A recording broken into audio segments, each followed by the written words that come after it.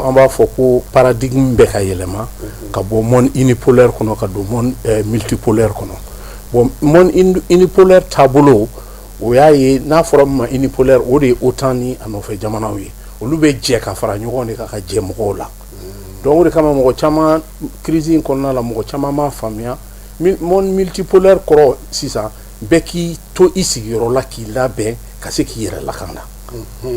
Mais a tɛ ɲɛ ni m'i kɔ kɔni sɛmɛ superpuissance dɔ la parce que diɲɛ bɛ taa la bolo min kan i gulonnen dɔ ka sɔrɔ yɔrɔ dɔ la. Donc c'est pourquoi kɛlɛ ninnu mana wuli crise bɛ kɛ mɔgɔ caman. ko mɔgɔw bɛ fɛ mun ka kɛ ne ni Keba ka di fala ye tɛgɛ ci Keba tulo kɔrɔ ne ma taa fara Keba kan an ka fala ye kɛlɛ mɔgɔw bɛ jɔ Keba la Keba bɛ jɔ a yɛrɛ la dɛ. O ye tiɲɛ kɛ mais i bɛ fɛɛrɛ jumɛn kɛ ka Keba dɛmɛ i bɛ fɛɛrɛ de fɛn self défense Keba ka se ka wuli don o don i tɛ se ka kɛ ka Keba dɛmɛ o bi fala y'a gosi n'a ye da duguma ko fala ye gosi sini Saka b'a gosi n'a bɛ se k'i jɔ a yɛrɛ ye k'a défend bɛɛ k'a ye k'a fɔ a din cɛ min filɛ nin ye ha m'a fɔ ni ye n k'a kan ko n tɛ se a la mais siga bɛ na donc a bɛ gɛlɛya yanni o k'u k'i kan donc nin gɛlɛya in kɔnɔ an b'a lajɛ fɔlɔ anw y'a fɔ cogo min ka introduction ɲɛna kojugu anw jɔyɔrɔ ye nin ko kɔnɔ min ye an m'an da tu o de la parce que ça c'est très important. Parce que jɔrɔna bɛ mɔgɔw la bi o ye k'a fɔ farafinna jamana minnu bɛ yen n'olu bɛ taji bɔ olu bɛ se k'u jɔ o kolo la parce que taji bɔ yɔrɔ b'olu fɛ yen fɛn bɛɛ dulonnen don taji la courant dulonnen don a la sɔrɔ dulonnen don a la mobile dulonnen don a la fɛn caman dulonnen don a la n'ale tɛ yen i yɛrɛ y'a ye k'a fɔ nin san kalo laban ninnu na an yɛrɛ ye degun min sɔrɔ k'a sababu kɛ tajiko gɛlɛya ye bi est ce que ni nin kɛlɛ in taara ɲɛ a kɔlɔlɔ fanba tɛna kɛ farafinna jamanaw ye. A kɔlɔlɔ fanba bɛ kɛ anw de ye quoi. A bɛ k'anw ye ka da sababuya jumɛn kan i ye taji ko nin fɔ i ye gasoil ko ni fɛn gasoil ni essence bɛ yɛlɛn fɛn bɛɛ de prix bɛ yɛlɛn balo bɛna gɛlɛya an ka jamana ɲɛmɔgɔw u ka jamanadenw préparer ka sigi ka gɛlɛya makɔnɔ a bɛ n'ale fura foyi ta nin kɛlɛ in filɛ nin ye gɛlɛya in bɛ na de fura foyi t'a la donc an ka jɛ ka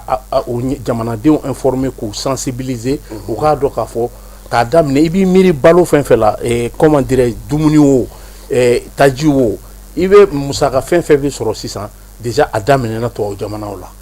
a daminɛna yen kaban buruw ninnu ani transport surtout yɛrɛ Amérique jamana yɛrɛ kan dɔ farala essence ni gasoil prix kan an bɛ bɔ su in na la ka se sini kan u bɛ ka prédiction kɛ dɔ wɛrɛ bɛ na fara a kan donc maintenant anw kana sigi wa k'an ta kɛ dɔrɔn kɛlɛ cogoya in dɔrɔn na k'a lajɛ Iran ni ninnu bɛ ɲɔgɔn na nin bɛ ka nin kɛ nin na nin bɛ ka nin kɛ nin na c'est vrai an ka tasi bila ka taa Iran ma anw ye silamɛw ye sababuya diɲɛ kɛra togo togo la le plus faible mɔgɔ min muɲunen don bin kɛra mɔgɔ min kan anw taabolo b'o tigilamɔgɔ de dɛmɛ mais anw jɔyɔrɔ ye nin ko min kɔnɔna na ko min ye anw de ta ka jugu Iran ye jamana kelen de ye anw min ɲɛsinnen b'anw ma an ka taa juguya ka bon ka tɛmɛ Iran ta kan parce que u jɛlen bɛ ka na anw kama Afrique est le continent le plus riche du monde nafolomafɛn minnu b'anw fɛ yan i bɛ se ka taa Iran lajɛ peut-être gaz ni pétrole de bɛ yen nɔ matière damadɔni bɛ fara mais i b'i miiri diɲɛ fɛn o fɛn bɛ dilan diɲɛ kɔnɔ a kɛra fusée de a kɛra avion de a kɛra téléphone de a kɛra radio de a matière bɛɛ bɛ bɔ anw de fɛ yan farafinna jamana kɔnɔ. Ayiwa maa caman ye a ye k'a fɔ kɛlɛ in daminɛna Sibiri mais k'a daminɛ Sibiri la ka na bi la an bɛ se k'a fɔ tile 6 ye kɛlɛ sɔrɔ kunnafoni di kɛlɛ don wa ou bien kɛlɛ ni jɛ yɛrɛ de don. Kɛlɛ ni jɛ de don Kasim kɛlɛ in dimension min bɛna k'an kunna jɔyɔrɔ i b'i a sɛbɛn k'a bila ni nin kɛra a kɛra an salen kɔfɛ ou bien n'a kɛra an baloli ɲɛna i b'a fɔ ko Sulemani Kulibali ye nin fɔ ni kɛlɛ in ye dɔgɔkun 1 dɔgɔkun 2 sɔrɔ masiba min binnen filɛ nin anw ka caman bɛna bɔ a la cogo di caman bɛ bɔ a la k'a sababuya kɛ an y'a fɔ aw ɲɛna ko recolonisation de nana bi an kan Occident de taara mercenaires recruter arabu jamanaw kan olu Occident ka rôle ye jumɛn ye o ye entraînement logistique ye ani armement mais olu yɛrɛ tɛ financement kɛ arabu jamana ninnu de financement kɛ k'a daminɛ Qatar la ka taa Dubaï ninnu na parce que anw déstabiliseli olu ka arabu jamana ninnu ka hégémonie sɔrɔ o de la i b'a lajɛ hali Libi kɛlɛ filɛ nin ye Libi tilalen don 2 ye général Haftar bɛ yen fɛ Tripoli gouvernement bɛ yen fɛ gouvernement d'union nationale kɛlɛ binnen Libi kan Qatar ka aviation militaire de fɔlɔ donna Libi kɔnɔ ka frappe kɛ donc u ni tubabuw bolo bɛ ɲɔgɔn bolo yanni hali Faransi ka frappe daminɛ Qatar fɔlɔ de frappe daminɛ parce que a tun ye proposition dɔ kɛ Kadhafi ko ka gazi feere ma Kadhafi ma sɔn ka feere ale ma Kadhafi y'a feere Émirats Arabes Unis de ma ka contrat kɛ n'o ye donc u ye Libi kɛlɛ Libi tilalen fila sisan Qatar bɛ côté kelen na u bɛ ka Libi essence bɔ marché la tɔ kelen dɔ in na Émirats Arabes Unis bɛ yen u bɛ ka côté kelen a problème ye min ye olu kɔni bɛ belligérant olu bɛ mɔgɔw ni ɲɔgɔn cɛ de voilà olu yɛrɛ ka olu ka mɔgɔ ti don ka kɛlɛ kɛ n'i y'a min misaliya d'i ma an ka crise daminɛ kuma an ye croissant rouge ni ambulance jiginnen kɔrɔn fɛ Mali problème daminɛ kura u tun bɛ ka soi-disant ko rebelle alors que anw b'a dɔn rébellion tun tɛ an fɛ yan mercenaires de labɛnna ka u taara minnu dɛmɛ ka Kadhafi kɛlɛ ka Kadhafi faga o y'o kɛlɛkɛminɛnw de ta ka d'olu ma ka na bi anw kan sisan k'a fɔ k'u bɛ ka na ko ka n'olu kɛlɛ donc arabu jamana ninnu caman mais e k'a lajɛ Dubaï filɛ nin ye an ka sanu fanba min bɛ bɔ anw fɛ yan nɔ a bɛ taa Dubaï de bɔ marché a contrôle tɛ gouvernement bolo donc stabilité ka k'anw ka dugu kɔnɔ yan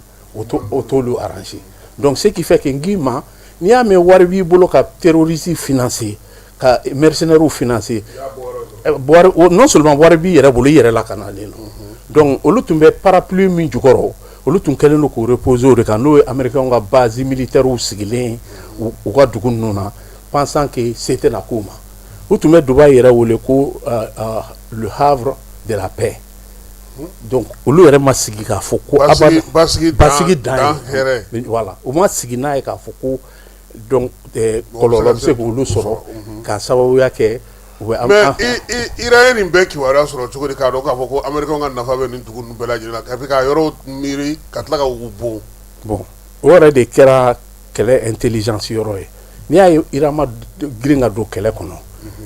i b'a jateminɛ bingali caman kɛra Iran na a y'i muɲu Iran ça fait plus de 30 ans depuis Saddam Hussein min kɛra Saddam Hussein na Iran y'a ye depuis o wagati u Iran k'i préparer k'i sigi n'i yɛrɛ Iran historique la en 1951 Mohamed Mossadegh démocratiquement élu ka na jamana kɔnɔ a nalen jamana kɔnɔ a nana ye a ka essence ni pétrole bɛ BP Petroleum ni américains ka compagnie minnu bɛ ka exploitation kɛ u bɛ ka pétrole ta fufalaki de a tɛ ka nafa sɔrɔ donc a ye pétrole bɛ nationaliser c'est pourquoi an ka mɔgɔw k'u kulo ma da Sumadoro ye min ɲɔgɔnna kɛ ale fana y'o ɲɔgɔnna ale y'a bɛɛ nationaliser donc CIA ni anglais ka fɛn service de renseignement u b'a fɔ min ma ko MI5 u farala ɲɔgɔn kan avec $1 million ka don ka mɔgɔw lamuruti ka mɔgɔw saraka comment dirais-je o la yanni nin fana ka daminɛ o tun ye mɔgɔw bila mankan na dɔgɔkun kelen ko mɔgɔw ka muruti fanga ma olu ta don tun bɛ bɔ carré kɔnɔ don o don olu ta ni yɛrɛ jugɔra n'o parce que u ye mɔgɔw armé yɛrɛ de u armement de wa comment dirais-je révolte min kɛra Iran kɔsan na manifestants yɛrɛ de tun bɛ ka kisɛ ci policiers la c'est pour te dire que Mossad y'u infiltré k'u armé k'u mais u bɛ minorité de kɔnɔ donc u ye nin kɛ Iran fɔlɔ ka tɛmɛ u ye Mossadegh ka fanga bi ka na ni Shah d'Iran ye Shah d'Iran ye pétrole dayɛlɛ k'a d'u ma u y'u si kɛ u bɛ ka fo ka to ayi o gɛnna ka bɔ fanga la de a sigira a ye reprimeli de kɛ ka jamanadenw bila tɔɔrɔ ni gɛlɛya kɔnɔ donc Ayatollah ka sɔrɔ ka na 79 ka na o de nana ni révolution ye sisan donc ka Iran système kɛ i b'a fɔ sous forme de pyramide donc ka na Iran système démocratie système théocratique de don basé silamɛya de kan k'a dɔn k'a fɔ ko Ala de bɛ fanga di mɔgɔ ma min bɛ bila ɲɛmɔgɔya la o bɛ mara kɛ ni o hakilina de ye mais gouvernement fana bɛ yen ka sɔrɔ ka jamanadenw bila o jukɔrɔ Iran ye nin temps bɛɛ kɛ Iran bɛ ka adamadenw hakili de préparer ka nin kɛlɛ in makɔnɔ parce que sigilen don n'a ye n'o sigilen n'a ye fura foyi tun t'a la u b'a dɔn ko n'a bɛna k'u kama parce que projet dɔ de bɛ yen ko le grand Israël donc an y'o mɛn minɛ voilà donc Israël Nil ni ɲɔgɔn cɛ voilà ko Égypte bɛɛ kan ka kɛ grand Israël kɔnɔna la ani Jordani voilà ani Omanu ni fɛnw bɛɛ lajɛlen hali Arabie Saoudite partie dɔw b'a la donc c'est pour o bɛɛ bɛ se ka di yahudiyaw ma wa mais an y'a fɔ an ka débat caman na ko diɲɛ tɛ tiɲɛ tɛ diɲɛ kɔnɔ rapport de force de bɛ rapport de force donna f'i k'i consolider militairement ka i sigi ka makɔnɔli kɛ ni arabu jamana ninnu y'u ka défense substitué de k'a di Amérique ma bon ni t'u bolo n'o tɛ hali n'i y'a jateminɛ a fɔra ko saoudiens ka pétrole compagnie attaquera Aramco u kun y'a nkalon da iraniyɛnw na mais iraniyɛnw bɛɛ bɛnn'a kan tubabu fara farafin kan ko iraniyɛnw tɛ nkalon tigɛ n'u ye min kɛ u b'a fɔ u y'o kɛ n'u ma min kɛ u b'a fɔ k'u m'a kɛ donc saudiyɛnw ni katariw yɛrɛ ye Mossad agent dɔw minɛ u fɛ yen kɔsan na kunna sini u b'a fɛ ka bɔnbuw bila ko ka sabotage yɔrɔw la donc sisan Iran ka stratégie kɛra jumɛn de ye Iran b'a dɔn k'a tɛ se k'i kɛ Amérique kan frontal la a tɛ sogo la mais a ye Amérique gosi a poche de la wari o ka jugu dɛ an ka wari jeni wa ka wari ka Amérique gosi n'i y'a jate minɛ GCC Golfe jamana ninnu fonds souverain de b'u bolo olu de kɛlen don ka fɛn caman ta Wall Street business action ninnu caman financelen don olu de fɛ n'i y'olu gosi sisan k'olu fantanya donc c'est comme i ye Amérique gosi kelen ye Amérique base militaire ninnu filɛ ni jamana ninnu kan fu tɛ o Amérique u ye contrat de kɛ ni arabu jamana ninnu ye à coup de milliards k'u b'u protéger donc maintenant ka Amérique ka base kelen kelen bɛɛ attaquer ni jamana ninnu kan k'u gosi k'a jira k'a fɔ ko ouverture fo avion ta ka taa n'u ye ka boli wana avion dɔrɔn tɛ bateau ni fɛn ka bɔ parce que tu veux ka mɔgɔw ni ka to a la u ka jugu u ka jamana denw tɛ sɔn o ma donc Iran y'o stratégie min fɛ l'argent wari u ye wari gosili min kɛ ka ni arabu jamana ninnu gosi tan cogo la donc Dubaï yɛrɛ filɛ nin ye Dubaï i bɛ don ni Dubaï hali ni $100 millions de b'i bolo i donna n'a ye u t'i ɲininka a ye wari bɔ yɔrɔ jumɛn appartement tun bɛ feere la $3 millions 4 millions o de kama ɲɛ b'a la diɲɛ nafolomatigi ba bɛɛ tun bɛ taa yen u tɛ yɔrɔ san parce que o kɔrɔ o la b'a to i ko ko pɔsi an bɛ ka fɛn dɔ mɛn komi anw ti fɛn ninnu ɲɛdɔn kosɛbɛ kɛlɛ in senfɛ tɔgɔ dɔ bɛ k'a fɔ ko Détroit d'Ormuz o fana ye mun ye ko n'o ma kɔlɔsi ko n'o yɔrɔ in datugura a datugura ne yɛrɛ a fɔra ko n'an m'an kɔlɔsi de o a datugura ka ban Iran y'a datugu mais chinois ni russiw de ka bateau bɛ se ka tɛmɛ o fɛrɛ sugu jumɛn ye parce que diɲɛ pétrole n'a gazi o 25 à 30% bɛɛ bɛ tɛmɛ o yɔrɔ in de la a b'i n'a fɔ canal de Suez bɛ cogo min pour que pétrole bɛ bɔ ni arabu jamana ninnu na pour que k'a layɛlɛn ka se Japon ni diɲɛ fan tɔw la f'i ka nin yɔrɔnin passage de kɛ f'i ka tɛmɛ yen f'i ka tɛmɛ yɔrɔ jagoya don sa ye donc n'i ma tɛmɛ yen fɛ i bɛ taa sira jan ta i bɛ taa sira min fo océan Indien merci kɔgɔji bɛ taa nin ye merci donc Iran y'a datugu bateau damadɔ hali américain ka pétrole dɔ tun b'a la o y'a se k'a bɛ tɛmɛ o y'a coulé u ye bateau min coulé a bɛ bateau 9 bɔ sisan donc plus de 3000 bateaux o de garelen bɛ kɛrɛfɛ dun fɔra ko n'o datugura ko kɔlɔlɔ bɛ se an ma yan dɛ tajiko ta na sira fɛ non seulement tajiko gazi ko fɛnɛ na parce que déjà Aramco y'a ka production jɔ o ye pétrole essence ni gasoil ye donc Qatar olu de ye réserve belebeleba b'olu bolo fɛn gazi de la olu fɛnɛ o production jɔ donc obligatoirement prix commencera ka yɛlɛn i b'a lajɛ ni mankan in daminɛnen comment dirais mɔgɔ minnu bɛ stock option ninnu feere mɔgɔw ma yɔrɔ don o don dugu mana jɛ mɔgɔ dɔw de b'u sigi bourse la ka voilà mɔgɔw bɛ financement kɛ nin bourse ka nin tigi ka surtout voilà donc maintenant olu ye mun de kɛ olu y'u sigi sisan u ye Qatar Arabie Saoudite Bahreïn Dubaï u ye photo de ta u ɲɛ bɛ sisi bɔtɔ la port bɛɛ la o yɔrɔ bɛɛ la samedi don ka dugu jɛ dimanche la dimanche u y'o image de fili dɔrɔn écran kan lundi mɔgɔw wulila investisseurs wulila minnu agence immobilier bɛ minnu bolo minnu bɛ ka appartement ni liste d'attente yɛrɛ bɛ appartement bolo Dubaï minnu bɛ k'o appartement feere ka image bila donc bɛɛ y'a ye sa donc investisseur bɛɛ bolila ka commencer k'i ka wari retirer ka bɔ a stock la donc c'est pour te dire que Iran ye stratégie min appliqué k'a jira k'a fɔ c'est-à-dire i bɛ se ka kɛlɛ kɛ Iraniyɛnw mɔgɔ kalannenw de don mɔgɔ kalannenw don ni chercheur bɛ kɛlɛ kɛ a ɲini k'a dɔn kosɛbɛ ninnu tun ye système min ta k'u b'a imposer n'i y'a jateminɛ attaque kɛra don min n'u ye Mola faga Trump yɛrɛ bɔra k'a fɔ ko Iraniyɛnw ka bɔ k'o ka dugu minɛ ko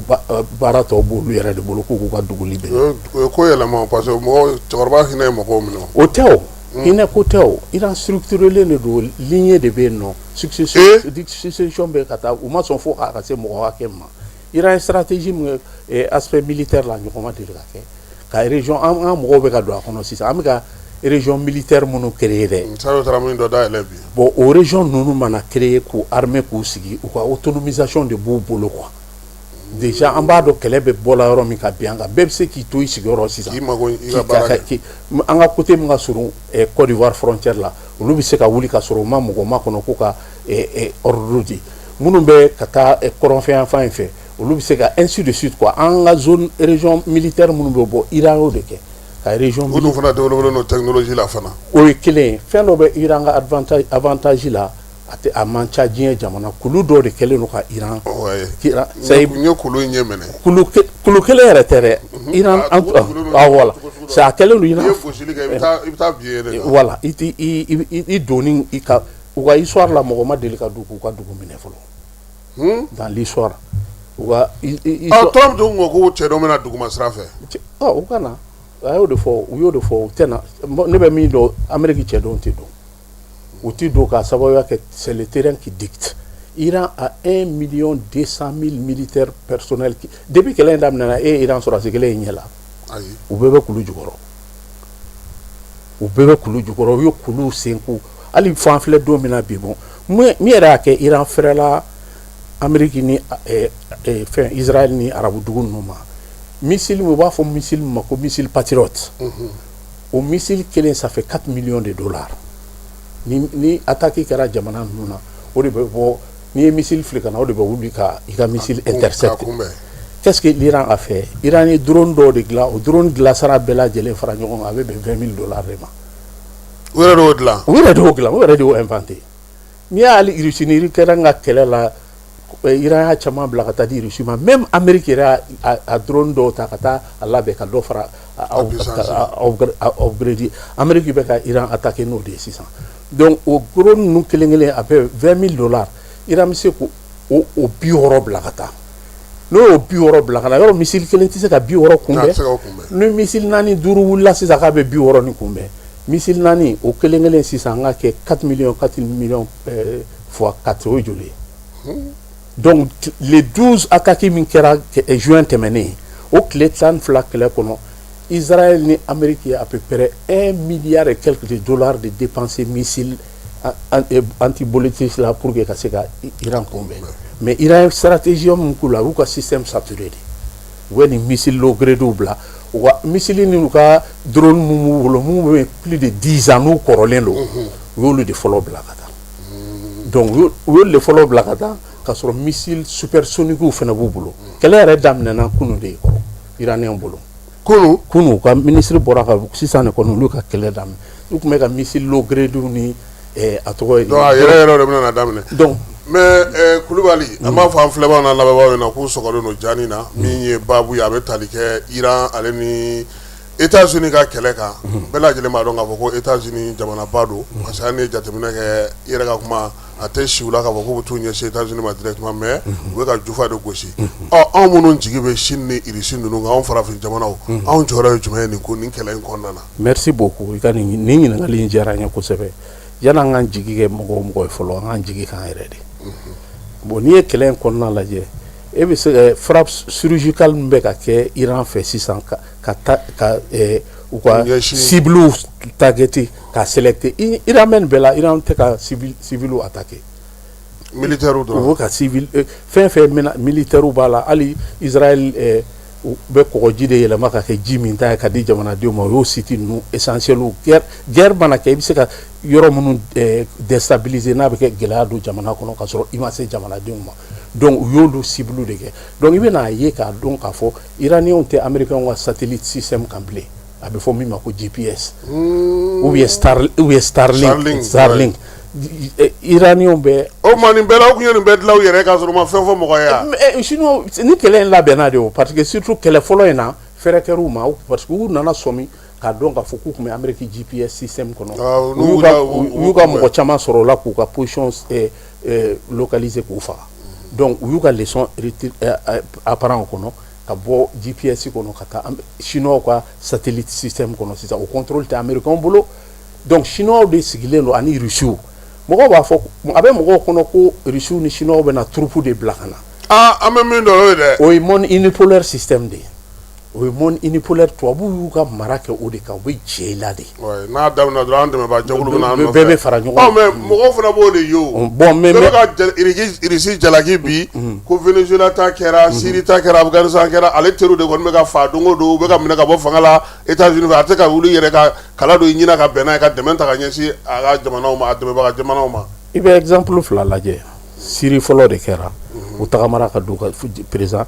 mɔgɔ minnu kan ka jamana dɛmɛ ka wuli ka kɛlɛ kɛ jamana ye n'olu yɛrɛ farala juguw kan ka wari minɛ Syriens ka généraux n'u ka armée personnelle de ma kɛlɛ kɛ u ye arme bila parce que u y'u bolo wari di donc i ye Venezuela fɔ sisan n'an ka wara faga kunkolo b'i yɛrɛ bolo kɛ jɔn b'a ka sɔrɔdasiw bila ka na o k'olu bila premier ligne na olu de ka faga pendant que e yɛrɛ ka sɔrɔ ka kɛlɛ kɛ e bɛ se k'a ɲɛfɔ cogo di Venezuela ta la président bɛ camp militaire de kɔnɔ a ka so logement bɛ camp militaire de kɔnɔ ninnu kana don fo camp militaire kɔnɔ ka président ta a opération bɛɛ la jɛlen ma tɛmɛ 15 minutes à 20 minutes donc c'est que jamanadenw dɔw de corrompilen don donc k'a yirila k'a fɔ diɲɛ multipolaire système bɛ cogo min an kana compter mɔgɔ si kan an ka défense la hali kunu Poutine bɔra k'a fɔ k'u ye demande kɛ Iran fɛ k'u bɛ na u mago bɛ Iran ko olu mago b'u la yɔrɔ minnu na o demande kɛ mais u t'a fɛ mɔgɔ si ka troupe kelen sen ka don olu bolo o ye lâcheté de olu ka histoire la olu tɛna se k'o accepter parce que u ma deli ka accepter donc Russie la yɛrɛ à peu près 56 Sukhoi avions de guerre de bila ka taa di Iran ma donc i ɲɛ bɛ Russiw ka ingénieurs camanba de bɛ Iran minnu bɛ k'u former missile ninnu upgrade la Chinois fana bɛ k'u dɛmɛ u taabolo la c'est pourquoi i bɛna ye sisan Iran jamana. mais o la kɔrɔ anw farafin jamanaw o tuma f'an fana k'an jija an yɛrɛ ye sa kɛ. an ka recherche scientifique bonya kosɛbɛ an k'an défend an yɛrɛ mais n y'a f'i ye toujours an k'an kɔsɛbɛ superpuissance dɔ la Ala y'an dɛmɛ an kɔsɛbɛlen bɛ superpuissance fila la n'o ye Chine ni Russie la ye donc a bɔra ɲɛ o ɲɛ kan an k'an yɛrɛ labɛn militairement n ka débat dɔ la n y'a f'i ɲɛna yan nɔ on est dans un ensemble AES kɔnɔna na anw ka population 70 millions Iran population est 90 millions Iran militaire 1 million 200 000 anw 70 millions bɛ dɛsɛ ka 6 millions sɔrɔ Mali ka 2 millions bɔ comme personnel militaire Burkina ka 2 millions ta Niger ka 2 millions ta o de don i b'i consolider de k'i sigi militairement donc hali ya tulonkɛ tɛ yen non e m'a ye Tiani ye danger jauger o e m'a ye mobilisation générale décrétée ya kɛlɛ bɛ bin dɔrɔn kuma tɛ yen bilen o bɛɛ labɛnnen don mɔgɔ mɔgɔ bɛ âge la k'i bɛ se ka taa i bɛ taa kɛlɛ kɛ donc il faudra que an k'o de appliquer an ka jamanadenw kunkolo la k'i jigida mɔgɔ kan k'a bɛ na ni marifa ye o tɛ yen o tɛ yen mais i k'i préparer an b'o de la consolidation militaire k'an préparer solidement k'an sigi an y'o de kɛlɛ kɛ an y'o de kumaw kɛ an delila ka tɛmɛ i fɛ an y'a f'i ɲɛna i y'a mɛn démocratie i y'a mɛn développement a bɛɛ baselen bɛ ayiwa sunkalo tɔ ka jan hali bi ni ninnu nana sɔngɔ gɛlɛya ta ka ɲɛsin a ma an dun bɛ degun dɔ kɔnɔna na ka ban a bɛ na dɛ kuranko ni jiko ni fɛnw bɛɛ bɛ yan ka ban tajiko fana ma basigi a bɛ na dɛ a bɛ na fura foyi t'a la donc jamana ɲɛmɔgɔw u ka kɔn ka ɲɛbilaw kɛ u ka jamanadenw conscientiser an ye résilience kɛ o an ye résilience kɛ mais ni gɛlɛya min filɛ nin ye a contrôle ti an bolo n bɛna misaliya dɔ d'i ma pour que ka bɔ kuma kɔnɔ o aspect la ninnu taabolo filɛ nin ye tout le temps n'u b'a fɛ k'i kɛlɛ u bɛna fɔlɔ de k'i désarmer u ye nin kɛ Irak fɔlɔ de fo ka commission wuli Nations Unies na ka na Irak ka armement chimique bɛɛ minɛ ka bɔ a bolo a barika bannen sigilen kuma mun nana don k'a kɛlɛ u y'o kelen kɛ Libi fɛnɛ Libi Kadhafi y'a ka arme chimique n'a ka missiles bɛɛ k'a bɛɛ k'o bɛɛ ta ka bɔ a bolo ka teriya ɲini tubabu jamanaw fɛ a ye 5 millions euros di ka Sarkozy min yɛrɛ dɛmɛ k'a élu k'a kɛ président o de nana ka na bila a la a tɔgɔ ye di comment Sirita fɛnɛ kɛra tan u ye bâton de guerre yɛrɛ wuli fo ka n'u sigi Sirita la o y'a sɔrɔ Obama de tun ye président ye donc Syrie obligera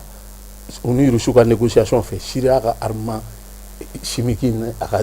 i ka outil de défense puissant minnu bɛ mɔgɔw dissuader u ka n'u k'u kan b'u bolo donc Syria kɛ a lajɛ ya terroristes tagamara ka don ka jamana minɛ e b'a fɔ ko ne kana armée len don et puis n bɛ se ka Amérique ta faamuya olu de kɛra jamana fɔlɔw ye ka armement nucléaire dilan mais armement nucléaire min bɛ Israël bolo c'est illégal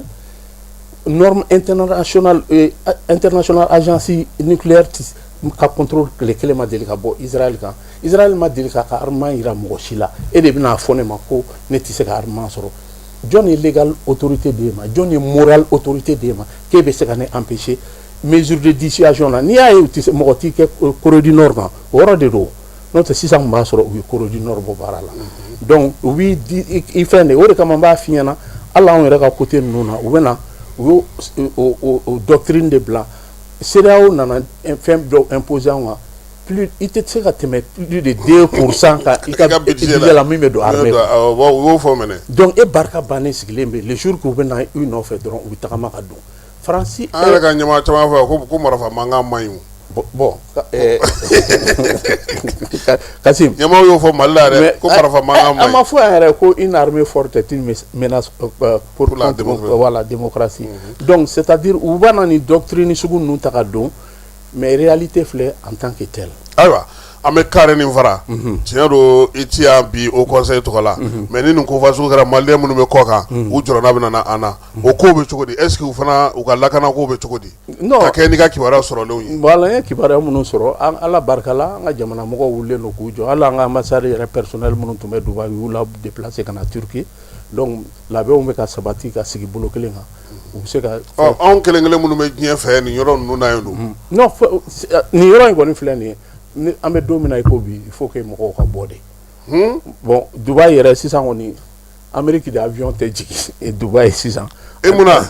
ni jamana wɛrɛ tɔ minnu bɛ yen olu ka ressortissants bɛ ka bɔ mais u ka avion ninnu menace don o ye avion ba 19 minnu tɛ se ka munumunu yɛrɛ ye quoi voilà menace don parce que Iran kɛlen don k'u afficher Israël avion mana yɔrɔ i m'a ye bi Israël aéroport o de ka avion présidentiel yɛrɛ bila ka taga Allemagne ka to o la kɔlɔsi premier ministre n'a muso ka don kɔnɔ ka boli fɔlɔ ka taa bon alors que Ayatollah filɛ nin ale ma sɔn ka hali ka taa don hali bunker kɔnɔ quoi donc comment dirais-je an bɛ dugawu kɛ an bɛ an ka ressortissants minnu bɛ Ala ka u lakana a kɔlɔlɔ Ala k'u bɔ a ɲuman da fɛ mɔgɔw ka essayer ka u mabɔ nin zone ninnu na ka se ka yɔrɔ ɲini ka bɔ nin yɔrɔ in na fɔlɔ yanni k'o tasuma ayiwa maa caman bɛ k'a fɔ ko ka bɛn la na min ye Irisiw yɛrɛ olu ko k'u tɛ fɛ kɛlɛ in kuntala ka jan Lavrov bɔra k'o fɔ bi a yɛrɛ ye laseliba kɛ farafinna fana maa caman bɛ k'i ɲɛsin farafinna ma est-ce que olu jɛkulu bɛ se ka na ni kɛlɛban ye ninnu ni ɲɔgɔn cɛ wa bon kɛlɛban bɛna fan fila côté fila la a tɛna côté kelen na o ni n bɛ misaliya min d'i ma ka Iraniens ni Américains to négociation tan fila la Qatar siɲɛ fɔlɔ la guerre du 10 jours in bɛ daminɛ don min dimanche u bɔra réunion kɛyɔrɔ la sufɛ dugu jɛra lundi Israéliens nan'u attaquer Américains tilala ka taa fara Israéliens ka k'u bombarder cette fois-ci encore u tun bɛ négociation na Suisse u yɛrɛ bɛnna fɔ la Iraniens ye proposition kura kɛ parce que problème ye min ye misaliya tɛ mɔgɔ bolo prévu tɛ mɔgɔ bolo Iran olu ye ɲɛmɔgɔ min faga nin sisan Ayatollah ni o de tun t'a fɛ jamana ka nucléaire armement nucléaire sɔrɔ parce que ale ko silamɛya doctrine na a tɛ kɛ ka masibafɛn dilan ka taa bin jamana kan denmisɛnnin tɛ woloma cɛ tɛ woloma muso tɛ woloma cɛkɔrɔba de ma sɔn cɛkɔrɔba n'o tɛ n'u ye centrifuge enrichi ka se degré ma u bɛ se ka armement dilan olu ye cɛkɔrɔba faga sisan min sigira fanga la o ko ale yɛrɛ ni marifa de ka di ka tɛmɛ diplomatie kan diplomatie kura in ko ten ko diplomatie t'ale fɛla ko ye quoi ale tun b'a ɲini kuma caman mais cɛkɔrɔba de ma sɔn donc a b'olu kɔnɔ cɛkɔrɔba ye ale laminen don diinɛ na kosɛbɛ n'i y'a jate minɛ i bɛ majigi na Iraniens lajɛ u ye nin ko approché ni majigi ye u ma bɔ ka dabaya kɛ u ma bɔ ka mɔgɔ nini négociation fɔra cogo o cogo u bɛ taa ka taa kɛ donc n'u kun banna dans les premiers temps k'an ye siɲɛ fɔlɔ kɛ a ma ɲɛnabɔ an tɛ taa communauté soi-disant internationale bɛ na k'u jalaki jeudi u bɛnna fɔ la Oman de tun b'o négociation na o yɛrɛ bɔra olu ka représentant bɔra vendredi ko mais ko proposition min kɛra Iran fɛ ko nin yɛrɛ ɲɔgɔn kuma deli ka kɛ donc sisan ko dɔgɔkun nata k'u bɛna taa ko wɛrɛ bɛ sɔrɔ ko in kɔrɔ han non ko n b'a kɔrɔ dɔrɔn n bɛ min f'i ɲɛna tiɲɛ de tɛ diɲɛ kɔnɔ gauche tɛ droite tɛ Benjamin Netanyahu bɔra k'a fɔ ko nin y'a san 40 ale bɛ k'a ɲini ka Iran kɛlɛ. 96 a bɔra Nations Unies na k'i jɔ ka bombe dɔ décerner b'a bolo ka Iran ko Iran bɛ nucléaire bombe sɔrɔ dans 3 semaines. Ou depuis 96. Donc, il y a un projet de la Bénin, le grand Israël. Israël fait constitution de Israël. Israël fait frontière ligne de Israël. Quand vous avez un jamana d'aïe, athée. Vous avez ambition et annexation de la Mouko, vous avez un farangon. Vous avez un sagoula, grand Israël, Manasidomi. Vous serez comment dire, frontière ligne décidée. O ma maintenant na sɔrɔ min bɛna na kɛlɛban kɛ ninnu. Bon kɛlɛban c'est à kɛlɛban bɛ kɛ. O jɛnsɛrɛ naani tɔn yɛrɛ dɛsɛra ka i jɔ a jɔyɔrɔ la o. Kasima y'a. O Guterres kumana ka dɛsɛ. An y'a f'i ɲɛna. Ale tɛ ka lamɛn yɛrɛ. An y'a f'i ɲɛna ko Nations Unies ye machin de ça. Ou bien pour utiliser mɔgɔw b'a utiliser à leur guise. N'o tɛ est-ce que Amérique ni Israël kan ka Nations Unies ka autorisation t'u bolo ka taa wuli ka taa bin Iran kan. Mais Amérique fana ye jamana min ye fana aw yɛrɛ bɛ mun fɔ a ɲɛna u fana ka fanga sigi cogo la fana président fana kan ka taa yamaruya ɲini yana ka taa kɛ mais munna a ma yamaruya ɲini sen. Merci beaucoup. Sinon u b'a fɔ fɛn min ma ko war power congrès de bɛ se ka droit di président ma i ka kɛlɛ kɛ mais ni président ye ko danger éminent danger dɔ ɲɛsinnen bɛ jamana ma tout de suite immédiatement président bɛ se ka wuli ka kɛlɛ déclarer tout de suite mais 48 heures après a bɛ taa ka taa a présenter congrès la bon mais c'est-à-dire ni mara kɛra ka se degré dɔ la ni kɛlɛ in précipitera cogo min kɛlɛ in ma préparé i b'a dɔn k'a fɔ ko Amérique yɛrɛ ka kɛlɛ kun tɛ nin ye n'i ye Marc Rubio ka kuma lamɛn ko Israël de y'a décidé cogo bɛɛ la k'u bɛ don k'u ka frappe kɛ ko ni olu kuma wuli ka don ko ni Israël ye Iran gosi ko Iran bɛna olu ka intérêt gosi donc choix ma k'olu bolo olu donna donc o yɛrɛ de kɛlen don ka américains dabali ban parce que Trump y'a ka campagne kɛ cette fois-ci kana ko n'ale nana kɛlɛ fɛn fɛn bɛ diɲɛ kɔnɔ k'a bɛ kɛlɛ voilà prix de la paix a bɛ k'o ɲini mais e yɛrɛ na fɔra dama ne yɛrɛ da e ye kɛlɛ min déclenché ça fait 8 guerres déjà donc ça veut dire que Israël de kɛlen kun don ka Amérique ta mɔgɔw b'a miiri ko Amérique de bɛ Israël contrôler mais ni scénario in kɔni y'a jira k'a fɔ Israël Amérique fanga dɔ bɛ dɔ kɔnɔ quoi l'un dans l'autre là i b'a ye k'a fɔ Benjamin Netanyahu ka laɲini a yɛrɛ bɔra kunun k'a kuma fɔ ko ça fait 40 ans k'ale tun bɛ nin de laɲini k'i kɛ Iran kan mais a bɔra da min fɛ n'Ala sɔnna ni nin ko kɛlɛ banna yɔrɔ o yɔrɔ fo ka diɲɛ wuli n tɛ dɔwɛrɛ dɔn Israël kɔni tɛ wuli bilen k'a b'i kɛ Iran kan. Ni kɛlɛ in kuntala janyana farafinna jamanaw bɛ se k'a kun wa. Bon a ye san laban sɔrɔ n'an tora nin na tan cogo la. N'i y'a ye hali arabu jamana ninnu sera k'u yɛrɛ sɔrɔ n ye GCC ni f'i ɲɛna Gulf State ninnu ka fɛn ka daminɛ Arabie Saoudite Bahrain Dubaï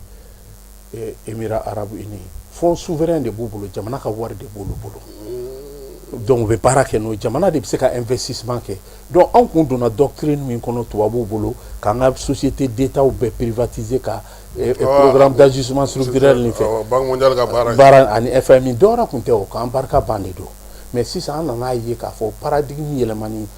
diɲɛ investissement fɛn fɛn an kana compter mɔgɔ kan mais min f'i ye on peut pas être pauvre quand on est riche Mali tɛ fantan jamana ye mais an ka n'o de cliquer an ka denmisɛnninw kun na k'an ye faama jamana nafolo b'an kun ka u salaya wuli ka baara kɛ ban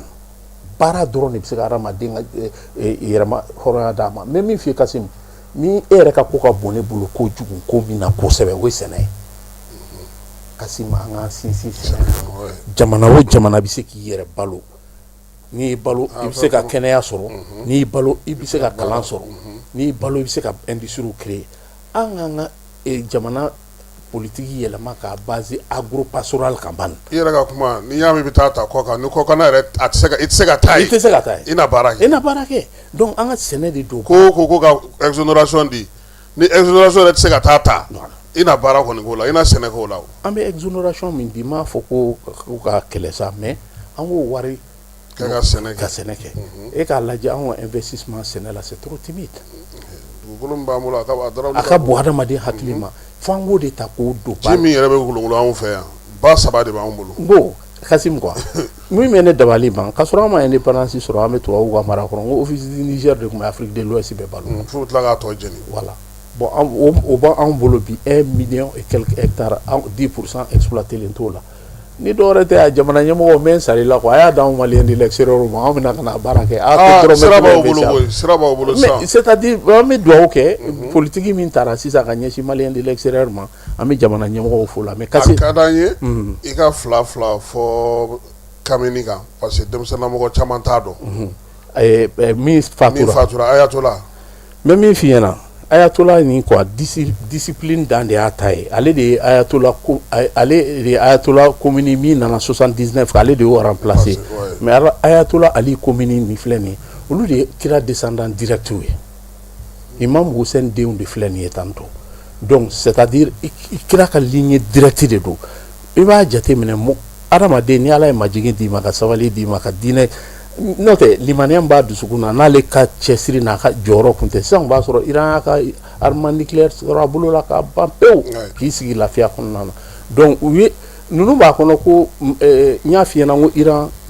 doctrine nana théocratie de kan k'a base diinɛ kan u y'u structuré ka bɛn ka jamanadenw préparer mentalement ka a ɲini ka u préparer ka bɛn ni kɛlɛ in kama Ayatola Khomeini min fatulen filɛ nin ye a jɔyɔrɔba de sɔrɔla o ko nin kɔnɔna na quoi donc mɛ min sɔrɔ k'a fɔ i ɲɛna ale ka ko la o ye yɔrɔ ye quoi. ayiwa e yɛrɛ ka cɛ Trump mun y'a donni na parce que ni kɔni tɛ États-Unis ka kɛlɛ kɛcogo tɛ nin ye diɲɛ bɛɛ b'a dɔn k'a fɔ maa min bɛ wuli kɔni k'i labɛn k'i bɛ t'i kɛ États-Unis kan o ye yɛrɛfahisuya kɔni ye bɛɛ sigilen n'o kan mais mun y'a ale donni na Israël nɔfɛ mɔgɔw tɛ ka o yɔrɔ fana faamu parce que se min bɛ États-Unis ye o darawuli ka bon ni kɛlɛ ninnu ma quoi. bon merci beaucoup nin yɛrɛ de ye kuma koloma yɔrɔ ye dossier dɔ bɛ bi Amérique kolonkolon na Amérique kɔnɔna na a bɛ fɔ min ma ko Jeffrey Epstein o de kɛlen don ka président in minɛ yɔrɔ la parce que Jeffrey Epstein nin kun ye Mossad agent de don Israéliens ka service de renseignement de tun don u y'ale créer de toutes pièces ka ouverture d'a ma ka nafolo d'a ma ka kɛ multimilliardaire. mais diɲɛ waritigiba bɛɛ tun bɛ taa ale fɛ yen dɔɔnin tɛgɛrɛ ni fɛnw na parce que u y'ale créer milliardaire de bɛ se ka milliardaire lasɔrɔ milliardaire de bɛ se ka faama lasɔrɔ milliardaire de bɛ ɲɔgɔn fana voilà milliardaire de bɛ se ka artiste ba ninnu lasɔrɔ donc u y'ale créer de toutes pièces donc ale ka miirina tɛ foyi ye ka yaala ka i don mɔgɔ la sinon a ye diɲɛ ko bɛɛ kɛ pour que ani Poutine ka ɲɔgɔn ye Poutine ma sɔn Poutine ma sɔn même Ali Benjamin Netanyahu kelen filɛ nin a ye ko bɛɛ kɛ pour que ani Poutine ka ɲɔgɔn ye Poutine ma sɔn donc ale de bɛ donc olu b'u dɔn Poutine b'u dɔn fo ka dama tɛmɛ Poutine de la a déclaration dɔ kɛ a ko ko ni mɔgɔ ninnu filɛ nin k'u kɔnɔ falen don mɔgɔ sogo ni mɔgɔ joli de la ninnu tun bɛ denmisɛnnin fitinin 12 13 14 ans o joliw de min u ye colti dɔ de créer ne yɛrɛ t'a fɛ ka hali da don o degré la mais o dossier de bilalen bɛ Amérique président kun kan parce que ale ni cɛ in kun ka di donc i b'a jate minɛ Israël Mossad ka baara tɛ ani u ka organisation dɔ bɛ Amérique ko EPAC jufu ka lobby groupe ba min bɛ yen donc u ye fɛ ka nafolo Amérique nafolotigi ba ninnu dubatigi waritigi ba ninnu bɛɛ bɛ mun kɔnɔna na ye mun bɛ kɔnɔna na ye ani Rothschild min yɛrɛ minnu ye banque mondiale voilà banque mondiale donc Rothschild kɔni olu ye belebelew ye donc u ye nin colti de créer pour que ka se ka diɲɛ minɛ u bolo la donc diɲɛ bɛɛ b'u bolo diɲɛ presque mɔgɔ fɛn fɛn kɔni n'u collaborer la n'u ko k'i k'a kɛ tan n'i ma sɔn i ka vidéo u bɛ fɛn dɔ yir'i la i ka vidéo b'u bolo donc o de nana ni précipitation ye mɔgɔ caman a taara ka mɔgɔ caman hakili dan bon mais o jugement na enquête dayɛlɛlen don États-Unis bon mɔgɔ ne kun ɲɛna n ko in banna sa n ko komi bɔlɔlɔ ka kuma don n'a ye tile filani kɛ a bɛ maa da o a ko ma hali daminɛ fɔlɔ parce que dossier moitié de kun libéré dayɛlɛ la parce que olu fɛ u bɛ dayɛlɛli kɛ ni sariya de ye ni sariya mais sariya y'a yira Trump yɛrɛ y'o signé k'o kɛ degré ko ka dossier bɛɛ dayɛlɛ mais sisan dossier dayɛlɛli daminɛna parti minnu b'ale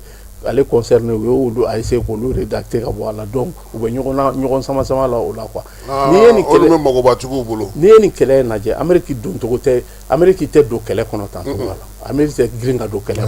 kɔnɔ donc ce qui fait que nin ye Israël ka kɛlɛ labɛnnen de ye cɛ y'a forcer a b'a ɲɛna k'a n'o ye Netanyahu ye a b'a ɲɛna 12 jours kɛlɛ in kɔfɛ a b'a ɲɛna k'a tari préparer k'a sinon depuis le 14 de u tun bɛ fɛ ka attaque kɛ mais a ko ko caman y'a ka mɔgɔw wele k'u ka bɔ minɛ voilà a ko caman ye wele b'a dabila k'u ka mɔgɔw ka bɔ merci donc pour lui sisan de a pɛrɛla a labɛnna donc a ye kɛlɛ in précipité mais a taara wolo min na an bɛɛ y'a ye an bɛ monde unipolaire min dɔn comme wagati tɛmɛnen taabolo ninnu Kasim ni o de talen ta ka bɔ taabolo kan miti caman tun bɛ diɲɛ kɔnɔ o mitiw de kaselen filɛ nin ne kɔni bɛ min ɲini an ka ɲɛmɔgɔw fɛ ani an ka jamanadenw fɛ ni kɔlɔlɔ wulila diɲɛ fan o fan anw ta ye min a la an k'o de lajɛ bɛɛ k'i kun makaran toujours an ka support bɛ Iran kan k'u ka dugawu k'u ye k'u dɛmɛ u ka se ka bɔ nin ko in kɔnɔ. Mais est-ce que bi Xi Jinping ni Poutine bɛ se ka kuma Trump fɛ pour que u k'u bolo jigin ka se ka taa table de négociation na. Bon i m'a ye o de kama ni Chine kun girinna ka don kɛlɛ kɔnɔ ou bien Russie ka don kɛlɛ kɔnɔ o tɛ se ka kɛ o b'o position gɛlɛya quoi. Ouais, parce que a fɔ k'u yɛrɛ u sen donna a la. Sinon hali Amérique yɛrɛ y'a laɲini kɛ Chine fɛ k'a ka kuma Iran fɛ. Italie yɛrɛ kun bilara ka taa o ci la yɛrɛ. O cessez-le-feu ko ka k'u tɛ cessez-le-feu la mais delta de Dortmund mun filɛ nin ni Iran y'a datugu Amérique Trump tun y'a ɲini Chine fɛ k'u ka kuma ni Iran ye ko k'o dayɛlɛ. Mais mɔgɔw ka se ka tɛmɛ Iran ko k'a tulo t'a fɛ ka kuma mɛn fɔlɔ donc sisan kɔni an b'an labɛn nin kɛlɛ a kana taa yɔrɔ jan a ka dan sira la Ala ka tasuma bɔ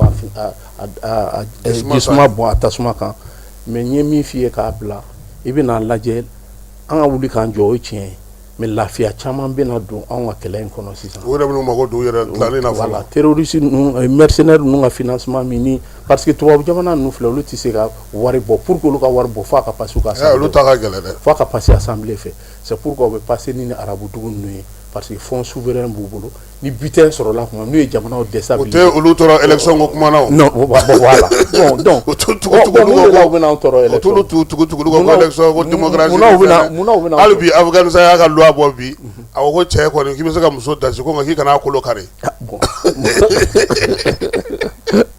donc ne ye sɛbɛn in kalan ne yɛrɛla fo n kɔnɔ bɛ n dimi jamana bɛɛ n'a ka réalité don ko k'a fɔ ko ka fini b'i kun na ayi k'o tɛ se ka kɛ ko ni mɔgɔ y'o fɔ k'o bɛ bɔ da wɛrɛ fɛ ko kɔrɔlen k'olu m'o kɛ k'o tɛ kɛ bi cɛ kɔni i bɛ se ka muso gosi i kana kolo kari donc Kasim nin kɛlɛ an bɛ dugawu kɛ Ala ka jisuma bɔ a ko kan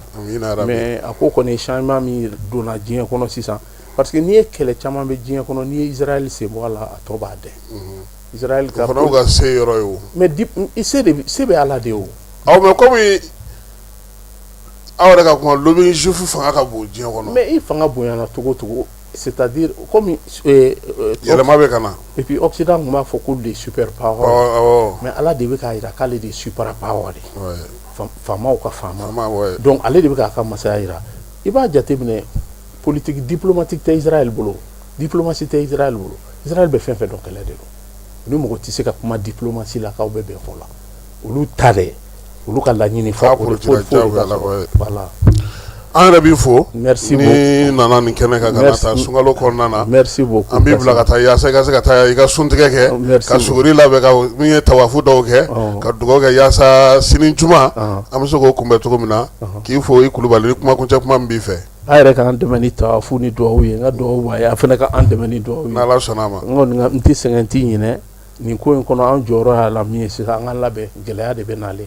nin gɛlɛya in an k'an cɛsiri k'a prévoir k'a ɲɛ bila k'a daminɛ jamana ɲɛmɔgɔw la ka na jamanadenw na o fanba bɛ sɔrɔ yɔrɔ min fɛ dɛ an ka baser agriculture la le développement endogène quoi an ka fɛɛrɛ de ɲini an ka ni kɛlɛ kuma nɔgɔyara yiriwali de bɛna na diyagoya la o merci o ye diyagoya ye musaka min ti don kɛlɛ la o bɛ taa ta ka don yiriwali de la sa o pour que an ka se ka lafiya merci beaucoup Kasim i ni ce ni baraji i Kulubali an ka foli b'i yɛrɛ ye dan tɛ foli min Falaye Keyita Keba Jalo olu y'a bila bɔlɔlɔ sanfɛ bɛɛ lajɛlen ka se k'a ye bi ta an b'o bila yan Sulemani Kulubali k'i fo k'i waleɲuman dɔn a k'an bɛn sini ni Ala n'a kira sɔnna a ma bɛɛ lajɛlen ma aw minnu b'a fɛ ka voyager k'a sɔrɔ a ma degun sɔrɔ a ka voyage kɔnɔna na compagnie de transport Somatra u y'a kanu ka na ni kari kura caman ye kari minnu dilanna norme kɔnɔna na aw ka lafiya kama a suspension wo a climatisation a siège wo n'i ye kari jɔlen ye foyi tɛ jigin i kɔnɔ i bɛ se ka don a kɔnɔna na cogo min na Somatra e ka kari Somatra ne ka kari Somatra anw ka kari